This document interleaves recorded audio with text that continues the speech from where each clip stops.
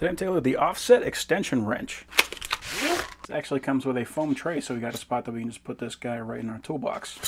Now if you listen, you can actually hear the chain that's in there. So essentially both of these drives have a gear on it, and then there's a chain running between them. So if I spin this guy, you can see the other side spins as well. Now what's nice about that is I'll be able to take that and I'll put that deep into an area where I wouldn't be able to normally reach, and then I can put the ratchet on this side and spin that guy loose without having to take the entire thing and swinging that back and forth. So very interesting tool. And you can see both of these are a 3/8 drive, but then we have these adapters.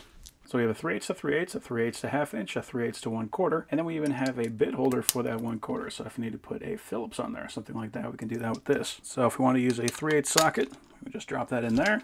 And on the other side, we would put on our ratchet, and you can see we can rotate it just like that. Very interesting tool. Never seen anything quite like that. I guess one of the unique things about it is we could actually put ratchet on either side because it doesn't really matter depending on what kind of reach we need. Okay, so let's see if we can reach a little deeper with this guy.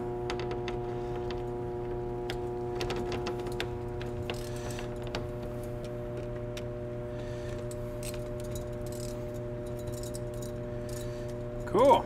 Yeah, that is working a treat. So I can actually reach up to this nut and still have my hand almost all the way outside of the sandblasting cabinet. So if I got to reach over here to these nuts where I got to put my whole head into this thing, this is going to give me a lot more reach, make it so I don't have to be breathing that stuff in. So if you need a little extra reach, that is a very nice tool.